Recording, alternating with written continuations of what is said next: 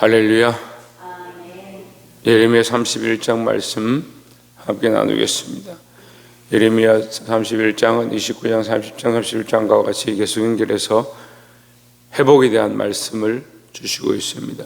이스라엘이 비록 범죄하고 하나님을 떠났지만 하나님께서는 그들을 회복하시고, 특별히 회복의 문제에 있어서 그냥 그들의 생명과 가정과 재산만 회복하는 것이 아니고 그들의 영혼이 하나님 앞에 회복되기를 원하시는 하나님의 마음을 보여주고 있습니다. 사랑하는 성도 여러분, 우리도 늘 하나님 앞에 회복되어지고 하나님과의 관계가 바르게 서기를 주의 이름으로 축원합니다. 31장 1절에 여호와의 말씀이라, 그때 내가 이스라엘 모든 종족의 하나님이 되고 그들은 내 백성이 되리라 했습니다. 그때는 언제냐? 바벨론 땅에서 돌아오게 되는 그때, 그들이 포로로 잡혀갔다가 돌아오게 되는 그때에 하나님의 그들과의 관계를 다시 회복할 것이다, 이렇게 말씀하십니다. 3절에 보면 옛적 여호와께서 나에게 나타나사 내가 영원한 사랑으로 너를 사랑하기에 인자함으로 너를 이끌었다 하였노라 했습니다. 어제도 이제 사랑에 대해서, 소망에 대해서, 회복에 대해서 이렇게 말씀했는데 오늘도 똑같이 말씀을 시작합니다. 영원한 사랑이다. 사랑은 사랑인데 어떤 사랑이냐? 영원한 사랑이다. 세상의 사랑은 다 변하는 겁니다. 하나님의 사랑만 영원합니다. 왜 그렇습니까? 하나님 영원하시니까 그렇습니다. 사람은 다 변합니다. 육체도 시들고 꽃도 시들고 육체도 쇠하고 풀도 마르고 때가 되면 다 떨어지고 썩어지고 변하는데 하나님 변하지 않습니다. 여러분, 변하지 않는 하나님을 바라보고 믿음으로 사는 것이 우리가 이 영원한 사랑을 얻는 비결이다라는 거죠.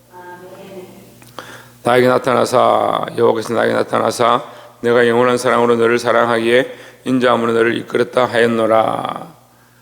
당장은 너희가 칼을 당한 것처럼, 백성들이 끌려가서, 여기 2절에 나와있죠. 끌려가서 칼을 맞은 것처럼 그렇게 보이지만 하나님께서는 너희를 사랑하시고 영원한 사랑으로 이끄신다, 이렇게 말씀하고 있습니다. 4절에 처녀 이스라엘아, 내가 다시 너를 세우리니 내가 세움을 입을 것이요 내가 다시 소고를 들고 즐거워하는 자들과 함께 춤추며 나오리라 했습니다. 이스라엘 백성에게 회복의 은혜를 주시는데 춤추며 나온다. 소고를 들고 처녀들이 춤추는 것은 홍해를 건널 때에 이스라엘 백성이 홍해를 건너서 하나님의 놀라운 구원을 보고 바로의 군사들이 그 홍해에 빠져 죽은 모습을 보고 그들이 소고를 들고 나와서 춤을 추는 그 장면을 다시 여기 묘사하고 있습니다. 세상이 이긴 것처럼 그 바로의 군사들이 이 백성을 죽일 것처럼 그렇게 보였지만 결국 하나님께서 그들을 살리시고 그들에게 영원한 은혜를 허락하셨다라는 거죠. 그래서 그들이 바라볼 수 있는 것은 하나님의 은혜밖에 없었다는 거예요. 그들이 군사력이 있는 것도 아니고 바로의 군사들과 싸워서 이길 수 있는 상황도 아니니까 우리도 또한 영원한 하나님의 사랑을 바라보고 그 언약만 바라보고 나아가시기를 주의 이름으로 축원합니다.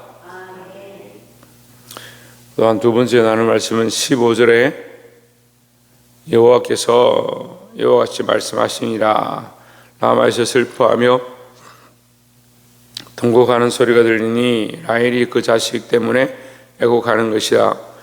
그가 자식이 없어져서 위로받기를 거절하는도다 했습니다. 이것은 마태복음 2장에서 예수님의 탄생 상황 가운데, 성탄 상황 가운데 예수님이 태어나고 그 헤롯이 예수님을 경배하러 가겠다 했는데 하나님께서 동문박사들을 그냥 가라, 너희 길로 가라고 해서 그 헤롯에게 예수님이 탄생한 장소를 가르쳐주지 아니하니까 헤롯이 그때부터 난 아이들을 다 잡아서 그 주위에 있는 아이들을 다 죽여버리죠. 그때 이 말씀을 적용합니다. 라마에서 슬퍼하며 통곡하는 소리가 들리니 라헬이 그 자식 때문에 애곡하는 것이라. 그가 자식이 없어져서 위로받기를 거절하는도다. 이것을 기록합니다. 근데 우리가 사실은 마태복음에서 이 말씀을 읽으면 굉장히 생뚱맞습니다. 갑자기 라헬의 자식이 없다.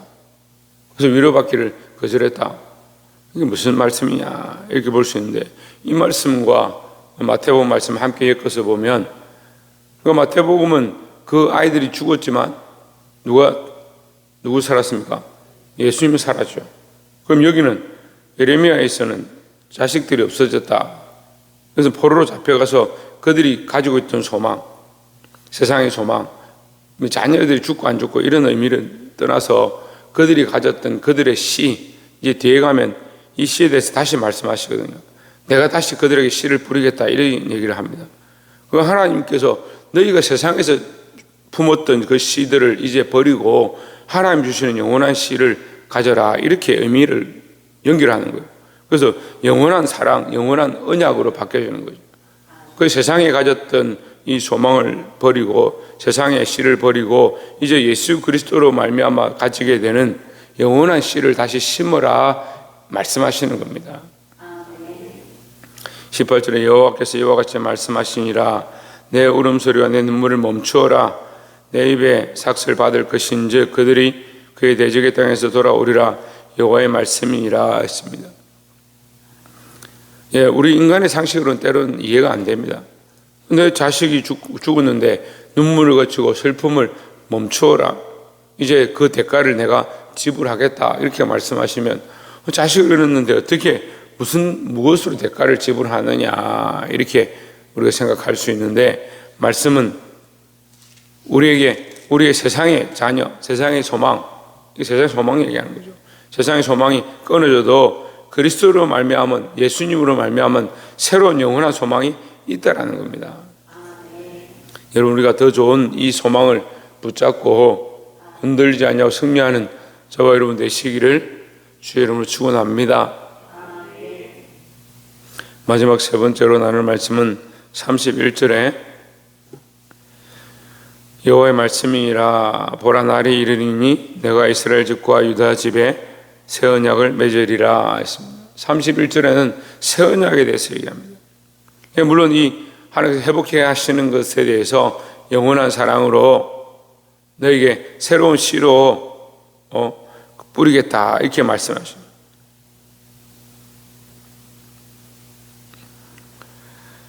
자, 27절에 있죠. 여호와의 말씀이라. 보라, 내가 사람의 씨와 짐승의 씨를 이스라엘 집과 유다 집에 뿌릴 날이 이르니.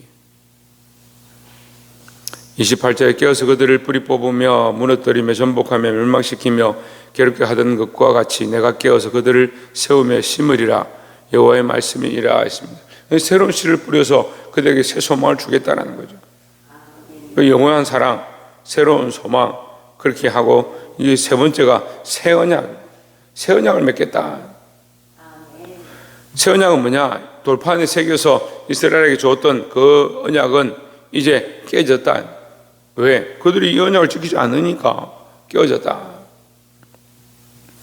32절에 이 언약은 내가 그들의 조상들과 손을 잡고 애굽 땅에서 인도하여 내던 날에 맺은 것과 같이 아니할 것은 내가 그들의 남편이 되었어도 그들이 내 언약을 깨뜨렸음이라. 여호와의 말씀이라 했습니다. 그들에게 이 말씀을 주고 이 언약을 줬지만 그들이 지키지 않는다는 거예요. 그래서 이제 내가 새 언약을 주는데 어떻게 주느냐? 32절에 그러나 그날 후에 내가 이스라엘 집과 맺을 언약은 이러하니 곧 내가 나의 법을 그들 속에 두며 그들의 마음에 기록하여, 우리 속에 주고 우리 마음에 기록한다.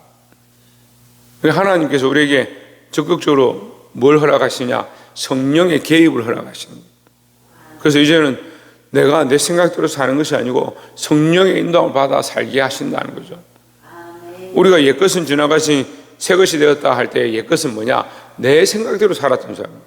새것이 된 건 뭐냐? 성령에 이끌리는 삶이다. 성령이 원하시는 삶이 뭐냐? 내 생각대로 사는 것이 아니고 성령께서 말씀하시는 대로, 성령께서 이끄시는 대로 그 말씀에 순종하는 것이다라는 거죠. 그래서 우리 안에 이 알만한 은혜, 하나님의 은혜를 알고 하나님 뜻을 알만한 은혜를 허락하셨습니다. 사랑하는 성도 여러분, 이 성령에 이끌리는 삶, 성령께서 말씀하시는 대로 우리 양심에 일러주시는 대로 또한 하나님의 음성을 주시는 대로 또한 이 말씀을 통해서 듣고 순종하는 저와 여러분 되시기를 주의 이름으로 축원합니다. 내가 나의 법을 그들 속에 두며 그들의 마음에 기록하여 나는 그들의 하나님이 되고 그들은 내 백성이 될 것이라 여호와의 말씀이니라 했습니다. 자, 우리가 이제 예레미야를 중반까지 보고 우리가 이사야서도 다 이렇게 봤는데 말씀을 이렇게 보면 참 하나님도 이제 인간 말로 끈질기다 이런 생각이 듭니다. 그 인간들도 참 끈질긴 거예요. 하나님 그렇게 사랑하시고 말씀하시고 선지자를 보내고 하나님의 백성들을 보내고 심지어 하나님의 자녀이신 예수 그리스도까지 보내주시는데 인간들이 왜 끈질깁니까? 계속 자기가 원하는 대로 자기가 살고 싶은 대로 사는 거죠.